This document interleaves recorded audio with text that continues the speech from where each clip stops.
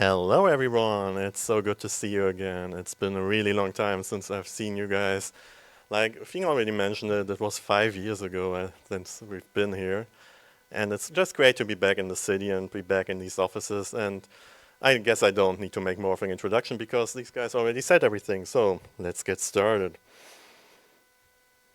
This is the Haxe Summer Report. And my name is Krajewski.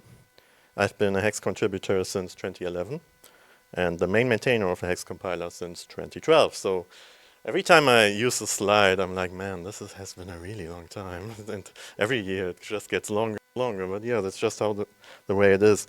And actually, we talked about this on the way here that Haxe itself has been, as of this year, around for 20 years because Nicola started it in 2005. So Haxe has an anniversary too. So happy birthday, Haxe, I suppose. And I was a founding member of the Haxe Foundation alongside Nicola. And this is the stuff I've been using for all my slides, basically. And then one thing that's new for my life, and also new since I've been here for the last time, is that now I'm the producer of the symphonic power metal duo Neovel. And you might recognize her she was just here. She looked a bit different, but yeah, that's her. And I actually start with that because you'll see why in a minute. Let me start talking about this for a bit. Because when music producers use a software, it's called a digital audio workstation, or DAW. And it's basically comparable to a musician's IDE. And this is what it looks like. This is Hello World in a DAW. This is literally me singing Hello World into the mic. That's what it looks like. And then if you produce a song a few months later, you get something like this. This is a song we just finished. And this is roughly comparable to, let's say if we have a full album and that's a game, then this is some component of the game, like the physics engine maybe. So yeah, just so you get an idea of what music producers do. And there are some differences between DAWs and IDEs, though, and some of the stuff on these slides may be a bit hyperbole, but one of the differences is that everybody seems to hate their DAW of choice, which is not the same for IDEs.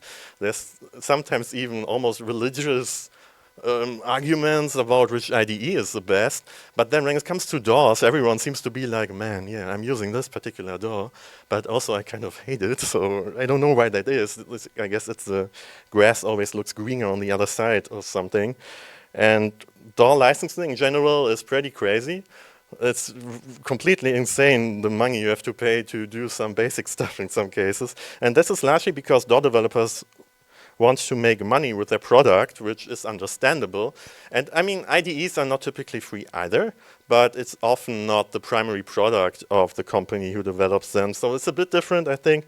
With DAWs, it's like, yeah, and there are of course trial versions, but they're often useless limited to the point of uselessness. Like you can't do anything, you can't even save a project. Like you do something and then you try to save it and it says, no, you can't do that, you need the full version for that, which is pretty crazy. And DAWs generally, this might not be accurate, but I'd say that DAWs are either old and ugly or new and buggy. And the funniest thing happened when I made the slide, because not 3 minutes later, I got an email from our mastering engineer who uses Pro Tools. And Pro Tools is basically the poster child of old and ugly.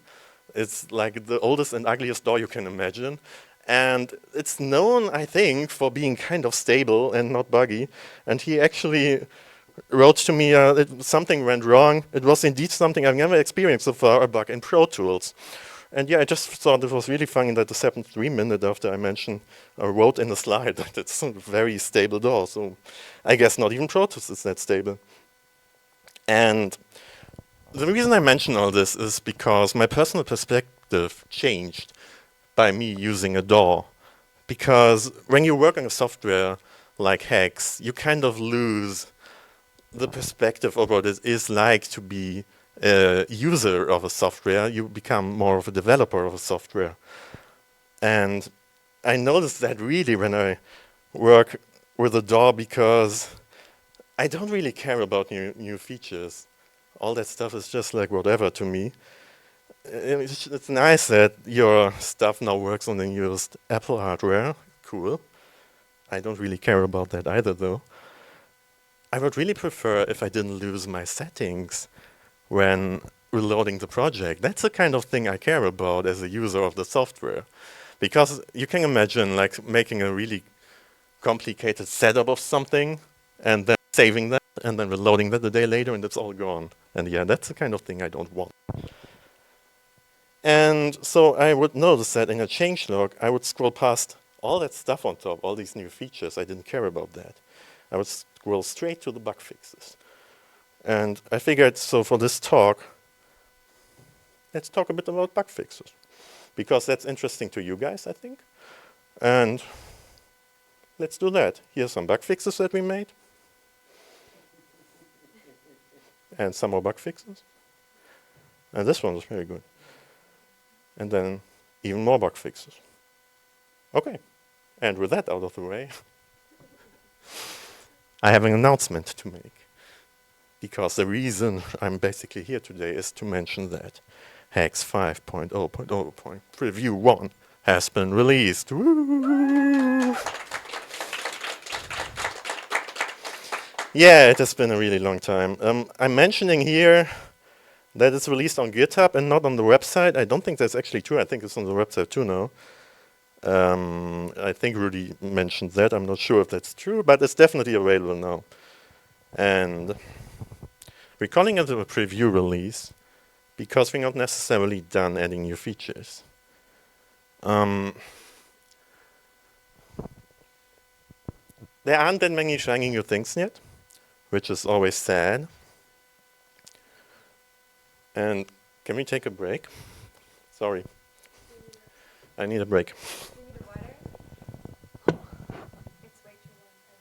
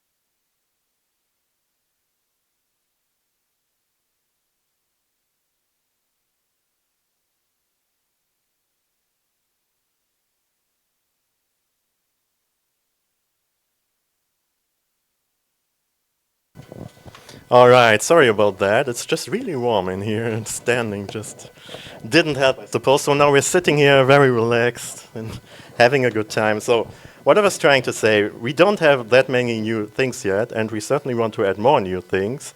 So that's why we're calling it a preview release. And the reason that we don't have that many new shiny things yet is because we focused on stability. And that's the good news, I think, for Haxe users, for you guys, because you're, as I said, in the position I was, basically, that you want to use the software. You don't want necessarily to have new stuff. You just want it to work, and that's why we did that. So, one new feature I can talk about, even though we don't have that many, is HXB, which stands for the Haxe binary format. It's a representation of the Haxe internal T-expression data. This basically means when you compile a program, you parse it, then you type it, and that gives you a certain representation. And this representation can be serialized and saved, and that has many advantages, which I'll get to. One way to use it is you can generate it with this command. This is basically just a zip file of binary code, and then it can be used as a class path this way. This works like the CP class path, but it's binary, so this is very useful. And the idea behind this is to use it in a way that you can precompile certain portions of your code, and in order to do that, you need to be able to tell the compiler what you actually want to write. And so we allow this HXB writer configuration. You just create a JSON file which has a certain configuration. Like in this case, this is from the unit tests. You can see here we're excluding one file, which is the test main now file, because that's actually supposed to print you the current time, like when it's actually compiling. So we don't want to save that in some binary format. We want to compile that every time. And this is the way to specify this here. We have the target config for the target you're actually compiling to, and then the macro config, which is always kind of there in Haxe. Well, not always, but often, because many Haxe programs use macros. So this is the way to use that. And you can generate it the same way. Before I showed you here, we had this HXB just to an HXB file. You can call this whatever you like, but you can, if you do it like this, it doesn't generate to the jvm.json. It reads this JSON and generates to what it says here in the archive path. So this is going to give you some zip file. In this case, we actually call it a zip. And yeah, as I said, the benefits are you can precompile code portions, and that gives you the benefit of needing no typing, no parsing, less post-processing. There's still some post-processing because some optimizations need to have the full picture of everything you have. And another nice benefit, this is a bit of, goes a bit into the internals, but it gives you some data cleanup because it removes some transient types from the AST, which are used for type inference and are not really needed after type inference. So these are just removed when you write to a binary format. And another very strong benefit actually is that it groups anonymous types with identical structure. So anonymous types by their nature are anonymous. So when you have two anonymous types which have the same structure, the compiler usually doesn't use the same data for these because it doesn't even try to find another identical type.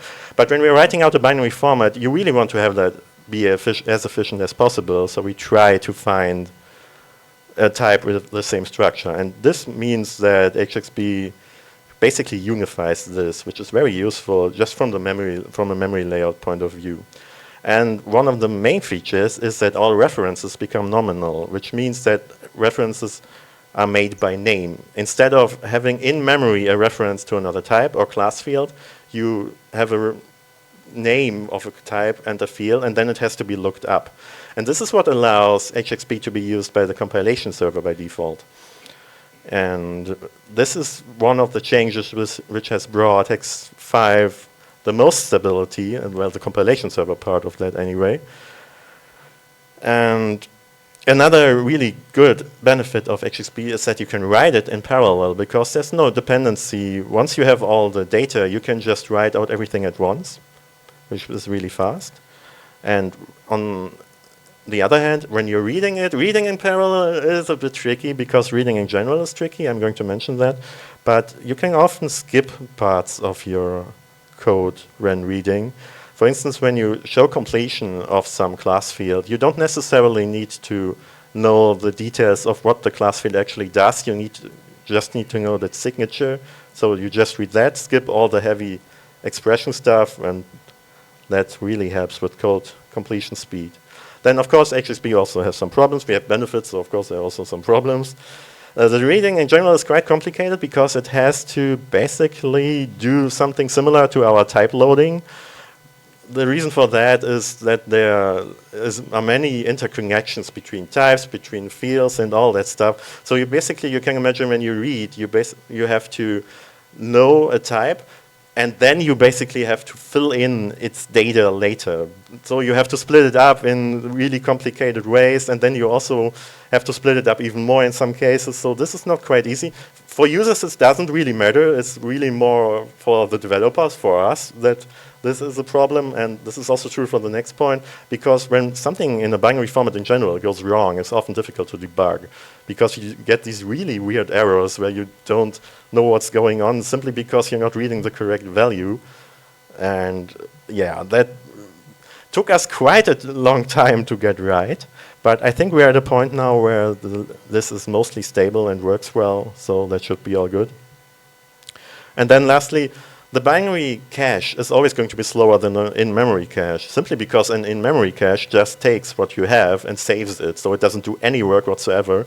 And as soon as you start converting that cache into whatever else, like a binary cache, it's going to require some work, so it can be considered slower. This is also why I mentioned that we try to avoid reading some irrelevant portions, because we want to do as little work as possible. And this, from what we've tested, and we've tested this with some real-life data, it works pretty well. There are still things to improve, but yeah, generally this is pretty good. Then another new feature that I've worked on a lot is just general parallelism in the compiler. I don't like saying the word parallelism because it sounds very awkward. But the idea is that optimization in particular is often limited to a given field. You don't need to know about other fields and stuff like that for optimization, and that means you can run a lot of stuff at the same time. And we really could see this when we started benchmarking it.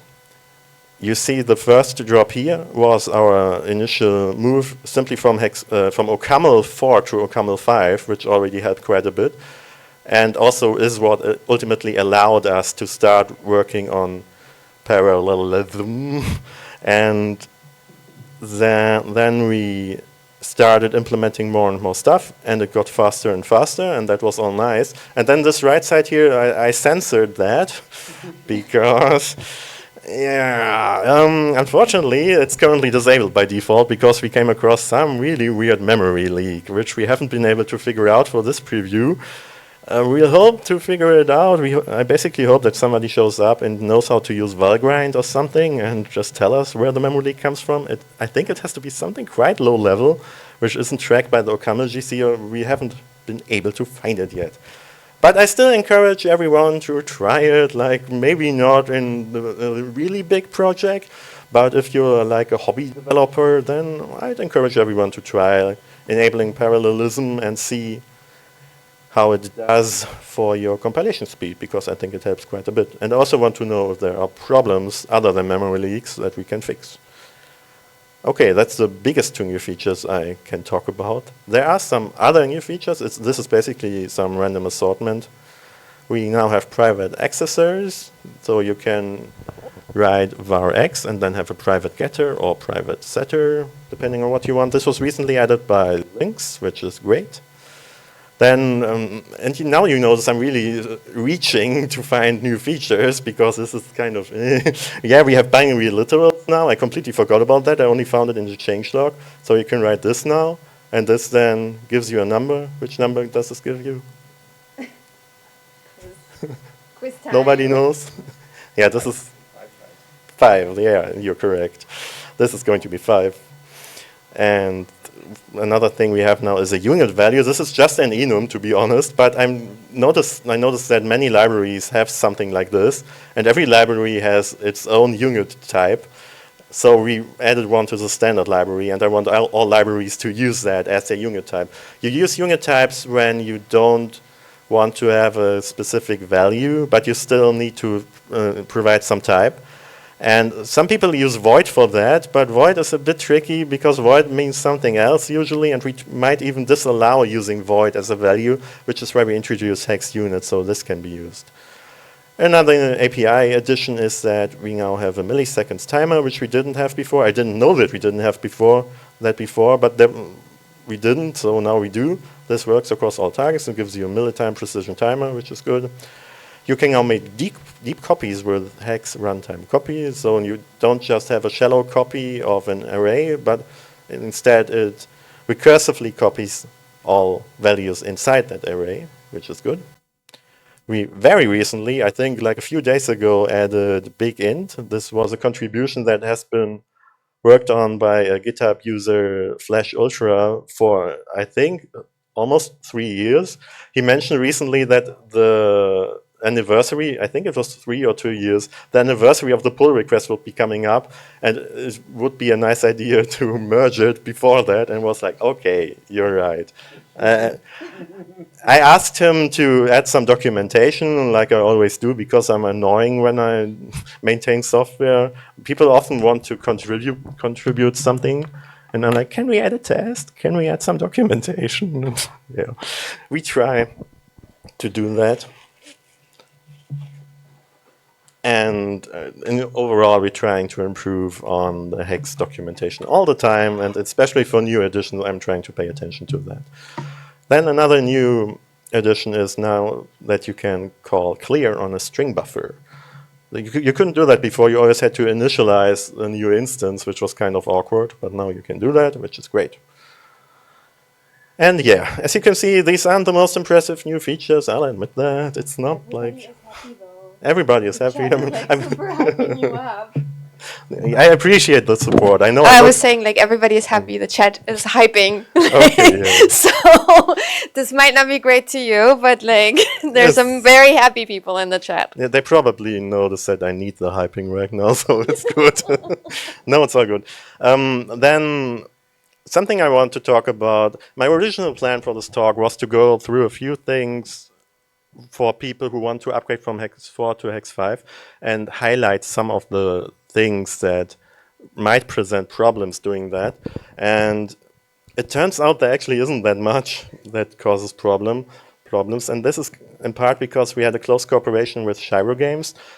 Shiro Games, of course, Nicolas' company, they regularly update their internal Hex version that they use to the latest Hex development version, which is really just great for us because we can detect bug fixes early and all that stuff. And I have to give a huge thank you to Zhao, who works for Shiro Games, because she's really behind all that stuff. She updates everything. She figures out when there are problems. She often fixes them before I even hear about them. And this has been a really great working relationship we have here. So it really helps us detect bugs and performance regressions really early, and is a huge reason why I say that Hex 5 is so stable, and I want everyone to upgrade to Hex 5, and I hope everyone will. So I asked her, well, were there any major changes that you had to make to your code bases in order to go from Hex 4 to Hex 5? And she was like, I didn't really find anything. It looks like everything just kind of worked.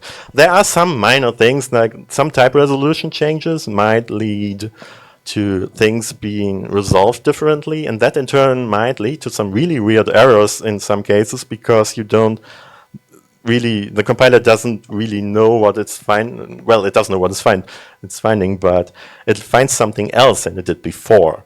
And yeah, that's not, it doesn't always lead to the best errors, is what I try to say, but it's usually a very easy fix once you understand what's going on.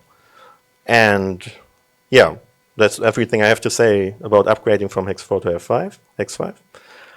Then one thing I want to talk about is the next big feature, because as I said multiple times now, there aren't that many shiny new features, and we want to have something that we can point to and say, this is a big new Hex 5 feature. And I consider turning this into some kind of quiz now, because it's not part of this release, which is a bit awkward. I want to talk about it anyway. I thought about like providing more and more hints about what it is, but I figured, well, it's pretty obvious what it is, and it's actually related to someone in this very room, because It was started in 2017 by this person, by Dan. And many years of design, discussions, failed implementations, and frustration followed. And then there's me in 2023 saying that this feature would definitely be the next big feature of Hex 5 and that I would commit to not having Hex 5 without it, which is another reason that we are calling the release today the preview release. It's not the we are not done adding new features. I mentioned that already. And of course, you can already see it in the slide down there. I'm talking about coroutines, and we want that to be the big new Hex feature. And I'm relatively quickly going to go through what coroutines are. In order to understand what coroutines are, you have to understand what asynchronicity is. And one area where that has been studied for a long time now is communication.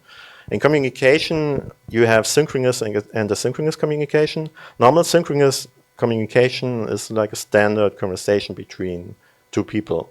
Like if I talk to Finger right now and I say something. And I think our conversation is more like I say something and then you try to say something and then I keep saying something. Fair enough. But in general, it's a back and forth between two people. Somebody says something, the other person replies, and that's the part that we call synchronous. It goes back and forth. Yes. Okay. Thank you for agreeing with me on that. And then asynchronous, one simple example is if you have an email conversation. And typically, when you send an email, you don't just sit there, stop everything you're doing, and wait for a reply before you do something else. You might, if it's a really important email in some cases, but generally this is not how this works. You can instead do other things in the meantime, and then only react to the reply of the email once it comes in. And that's what makes this asynchronous. We can translate this now to code. This is just a normal hex code of a synchronous call. We have this call me function. So we call that. It's going to print hello. Then it's going to return here. And it's going to print world. Nothing special. And now I'll show you the first hex coroutine you might ever see. So this is a coroutine in Hex. It looks very much the same. The only difference now is that we add this coroutine metadata here to note that this is an asynchronous suspending function, I should say. And then we have to do this kind of stuff to actually make it work. I go into that a bit later. But this is the same thing. Basically, it behaves the same way. So, yeah. It's not very exciting. We can make it more exciting now by starting to actually use some asynchronous features like a delay. So this is again the same code. The only difference now is that we have this delay here. And now what happens if we call this function, it's going to print hello, and then it's going to take a break for a second where nothing happens, and then it's going to print world. And I realize this is not very exciting to anyone other than developers of coroutines, but there's actually a lot going on in the background to make this work, because you have to somehow deal with this delay and do something so that there's some sort of suspension, and then the code later does something else. It's quite complicated, actually. And here's a fancy Hello World example that we have. It's another similar thing. We have this entry point. And by the way, this thing here, this coro run, you can think of that as the entrance into a synchronous world. It's similar to if you've worked with macros in Hex, you always have this initial call to a macro function, which brings you from non-macro code to macro code. And it's basically the same here. You go from synchronous normal code into the asynchronous world by doing this. And in this case, we execute the test function. It's going to call fancy print with hello. Fancy print, then this is going to be hello. Iterates over the characters of hello. Prints each one individually, takes a short break, and keeps doing that. So you can imagine it's going to print hello, the single letters, and then adds a new line at the end. Then it takes a break, and it does the same for world. Again, it's not very impressive to anyone other than coroutine developers, but this is the canonical example, I guess, for Hello World in a synchronous environment. And so how are coroutines in Haxe working? And before I say anything else about coroutines, I have to give a huge thanks to Aidan Lee. So as I mentioned, coroutines in Haxe have a certain history. Dan started it in 2017. He also made the first implementation of coroutines, but he opened a pull request in, oh man, when was it? 2020, I think, maybe around that time. He doesn't remember either, but it was a long time ago. And yeah, some stuff was working, some other stuff wasn't working. And then I opened a pull request last year which approached everything a bit differently. And that kind of stopped too. There was no progress anymore. And then this year, Aidan Lee came in and was like, let's try this again for the third time. So he opened a pull request too. And this time it looks like it's actually going to stick, which is great. So the whole thing is inspired by Kotlin coroutines, and there's a lot about Kotlin coroutines. We are not using everything blindly that Kotlin does, but we try to take some inspiration from it. I showed you the coroutine function here. If you add this to a function, it is turned into a state machine. What this actually means to a user is not actually very important. You can look at the generated code. It's quite clean, I think. It's just, well, one thing we actually had to do, and this is also something Dan originally came up with, because when Kotlin implements it on the JVM target, it does some quite low-level stuff which it's almost like a go-to in a C language that it can use, and we can't do that in Haxe, so we have to work around that a bit, and we found a really good way of doing that. But so you can look at it, but you don't necessarily need to know about it. Similarly, all coroutine functions have an implicit continuation argument. So if you look at this, we have this fancy print call here. You can imagine that there's a second argument here and here, which the compiler just inserts for you. You don't have to worry about it generally. And this is needed in order to keep track of the state of the coroutine. I'm going to mention that on another slide in a second. Then the way a coroutine can end or return is with three possible outcomes. First of all, it can return a value normally, just a normal return statement. That can happen. Then, of course, it can also throw an exception.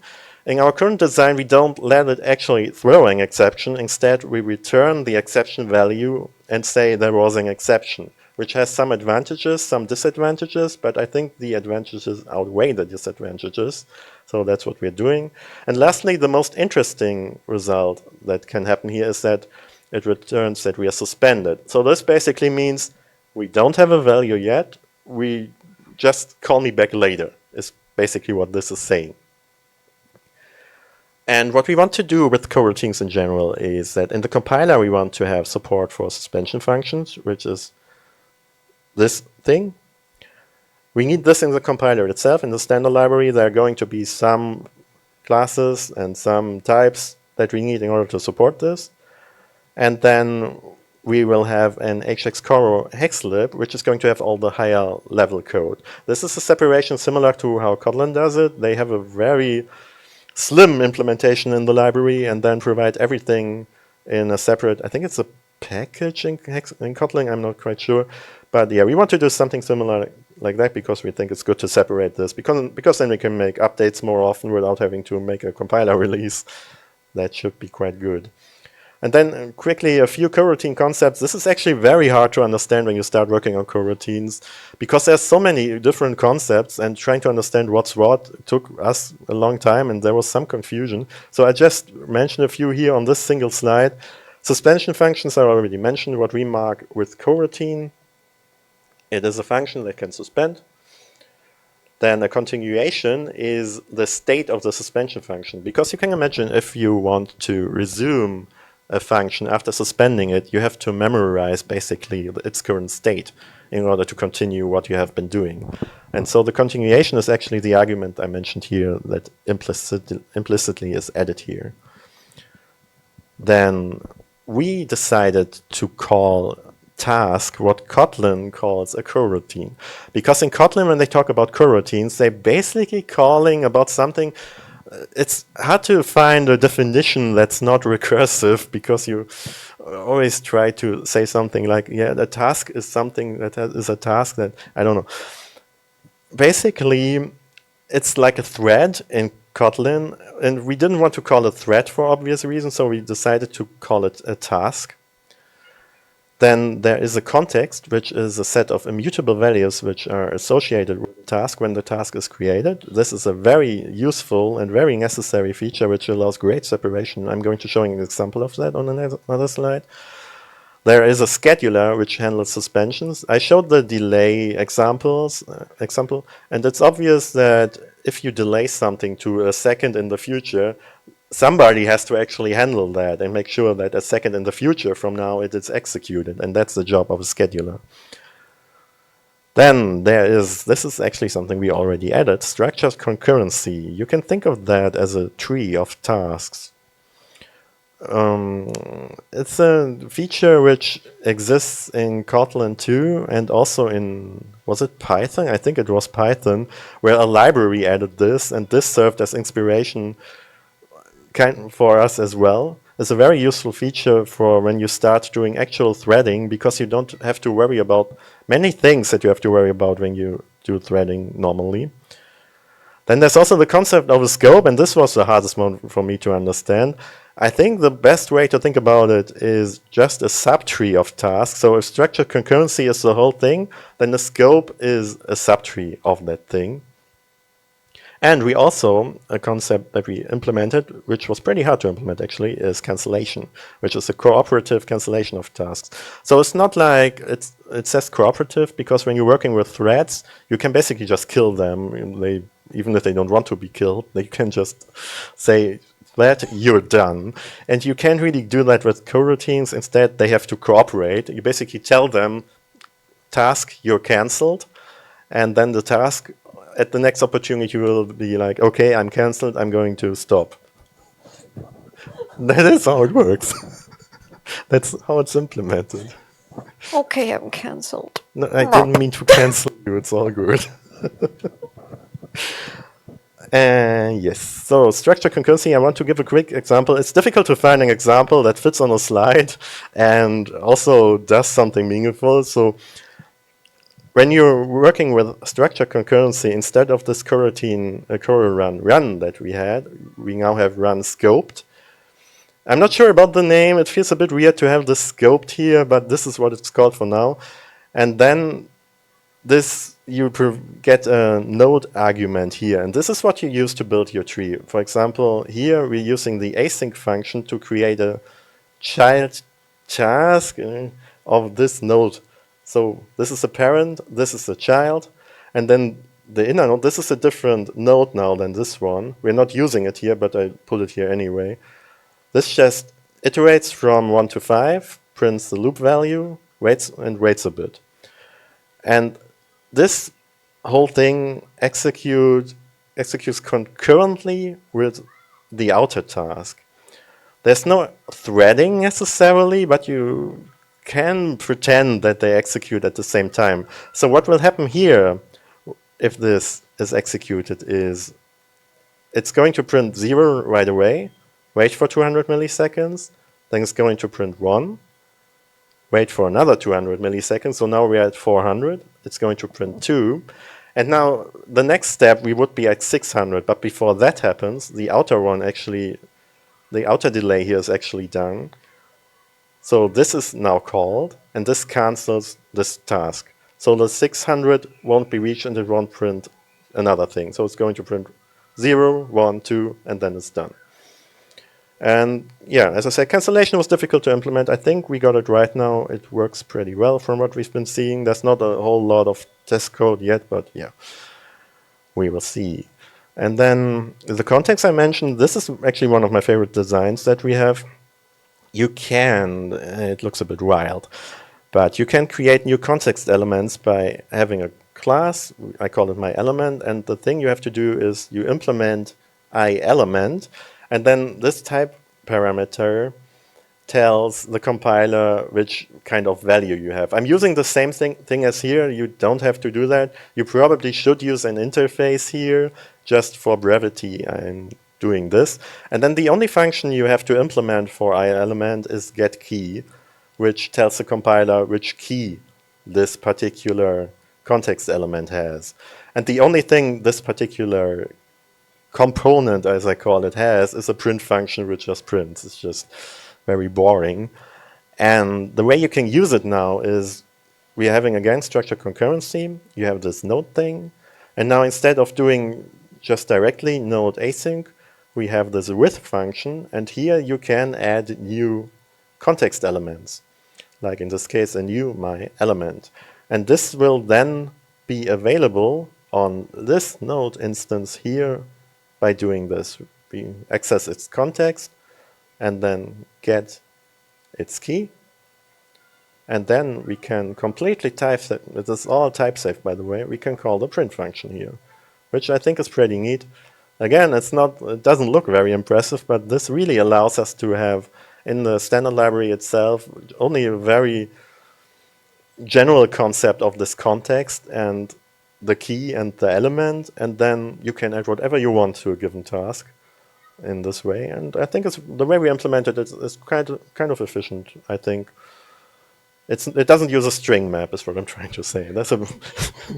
It's faster than that. Yeah, and our overall API idea is that we have this curl run. We've seen that a few times. This is the entry points from the synchronous code. Then we have hx curl. This has a bunch of functions for suspending, delaying, and creating scopes in a different manner. What we want generally people to do is import the curl run, and then you import curl.star to access all the functions in there, and then you can write quite neat code, I think. We do have an hx concurrent package. There's not that much yet because we don't have any actual threading, so it's all kind of difficult to test. There is a mutex and a semaphore implementation. These are different from the normal stuff you're working with when you're working with threading, because it's actually task aware. It's not about threads, it's about tasks, which works a bit differently, but the API is completely the same. Then we have a data structure package. At the moment only channel is there. A channel allows you to write from anywhere and read anywhere. And it just makes sure that you don't have to worry about like synchronizing anything. At the moment it's a bit bare bones, but we're actually working on improving that. Our data structure design in general is a bit inspired by C# actually, which we think has a really neat API in that regard. Aiden is a big fan of that. He's been working with that a long time. So you can expect the Haxe coroutine implementation, like the Kotlin basics, will a C# like API, and I think this will turn out really well. Then we do have some to-dos, and these low-level to-dos are the reasons we didn't merge what we have yet into our the current release. It's not part of the current release. One thing is, this is a bit difficult to explain, we have to fix continuation spilling. There is a problem when you have a loop, and then you have a closure in that loop, and then you have a suspension. Then when you resume that suspension, it might not necessarily refer to the current loop value, but instead a later loop value. It's quite complicated. If we can fix that by something called spilling, where we change all the context values to local variables and stuff like that, and there's some stuff to fix. That's an open pull request, and I hope we'll get into that soon. We have to fix some structural subtyping. At the moment, you can't really, if you have a coroutine function on a structure and you assign a class to it which has the same coroutine function, there's some problem. That should be easy to fix, it's just important to fix. Then we would like to make our server tests work with coroutines, which is desirable. It used to work at some point, it doesn't at the moment. That's more of an internal thing, which I hope Rudy will do. So it shouldn't take that long either. Yeah, go Rudy, exactly. Then we don't really deal with optional arguments at the moment. So because of this continuation argument I mentioned, it can be a bit awkward if you have trailing optional arguments and then also a continuation argument. This would be nice to fix, but it really just means that you can't use optional arguments at the moment, so it's not terrible. And of course, we want to make a lot of optimization. And then we have to figure out what should and shouldn't be in the standard library. I think that will just fall into place naturally, but we'll have to see. It shouldn't be that difficult. There's some high-level to-dos, like we don't support actual threading yet, There is an open pull request for that as well, which I haven't really looked at yet. But once we have that, we can actually run everything threaded, and that will be awesome. We want to improve our channel API. There's an open pull request for that as well, where Aidan has been working on this, and it's looking pretty good. He also wants to add a pipeline API. I won't go into the details of what a pipeline is. It's kind of similar to a channel conceptually, but it's working on a lower level like bytes data, basically. We want to add more documentation, of course. I mean, who doesn't? Everyone wants to add documentation all the time. Serialization would be nice. It's kind of difficult. But as I mentioned, we already have these continuation objects which save the state of everything. And so it stands to reason that you could maybe just serialize this too, but it's a difficult problem, so I'm not sure. Then there's this restricted suspension for generators, which is just some topic I recently learned about this. I have to look at the details. There's some problem where you're not allowed to just have arbitrary suspensions that we have to figure out. And I'm sure we'll figure that out as well. And that is actually everything I have. So thank you very much. Okay, we do have some small questions. Yes, sure, go ahead. I have one. Could HXB be used to improve Haxe lib stability in the future? I mean, sure. In which way? I don't know. What does he mean by Haxe lib stability would be then be the question, because I don't know what Haxe lib stability is. There were some plans to have Haxe lib itself use HXB2, but I'm not sure what the state of that is. But it can basically help you with anything, I want to say. Okay. Then we have, what does the private accessor do? So usually when you have an accessor, it's always public. If you have a getter, which is supposed, it's a function that is called by accessing. It looks like a variable access, but it's actually a function. But you can't really have these only private. It's always public at the moment, which is a bit of an oversight in my opinion. Now you can also just have private accessors. Okay, we have another HXB question. How stable is HXB with macros, init macros? How stable is HXB with init macros? I'm afraid I'm not sure what he means. Okay, we'll move on to coroutines. What is context? Context, this is what I showed. It's just, is there like an easy way? I guess this question probably came before I showed this. No, it came after, but I don't know if the person just joined later or... Oh, okay, well, the context is, like any given task has a context of immutable values, and that is a way to inject values basically into a task. Oh, so it has like thingies that it knows? Yeah, you can basically... It's like it has a kitchen and then there's tasks in the kitchen. Is it like that? It has a kitchen and or like I'm in the living room and there are tasks in the living room that I do with the things in the living room? Sure. Or I'm like in the kitchen and there's stuff in the kitchen. Is it like that or? I'm not sure what you mean. Okay. Let's move on to the next. Okay. So for coroutines again, how does that compare to async await in Node.js? Basically, async await can be built on top of coroutines, and I think there's actually an implementation in our tests at least. It's not very well fleshed out, but you can build async await on top of coroutines. Yeah. Okay. And when you have an init macro, can it interfere with creating the HXB cache? No. Okay. Okay. So that would answer the very stable question. How does a coroutine suspend? Oh, I don't want to get into that. That's a huge topic. How do they agree not to be together anymore? The suspension, the way we handle suspension is a really deep topic, and the easiest way is to look at the implementation. It's just like in real life. Yeah. Okay. Yeah.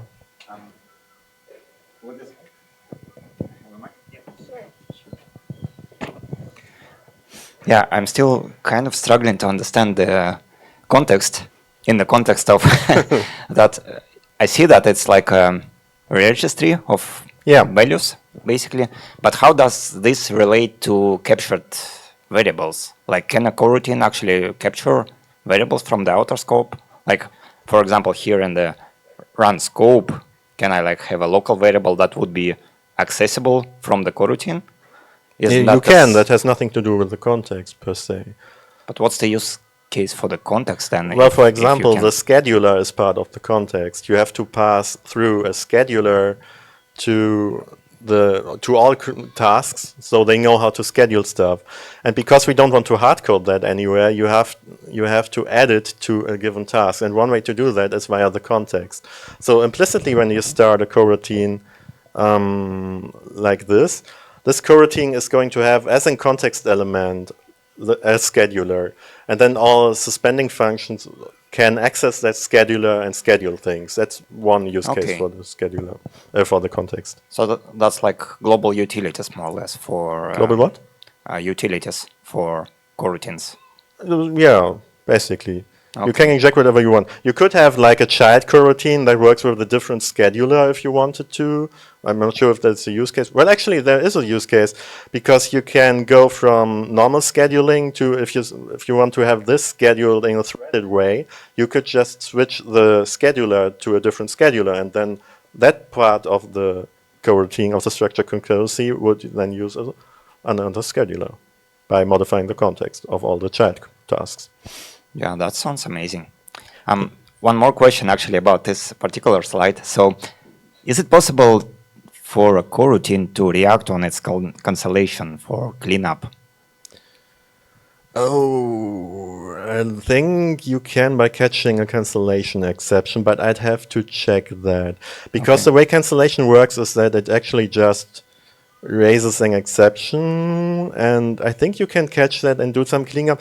But I know that Kotlin has some dedicated mechanism, I think, for that, and I'd have to check again. I'm not quite sure about that, but you should be able to catch a cancellation exceptions and do something, yeah. Because like in C# that was mentioned, right? You passed a cancellation token that you can just We do have a cancellation token mechanism as well, yeah. So you can access it like via context or something?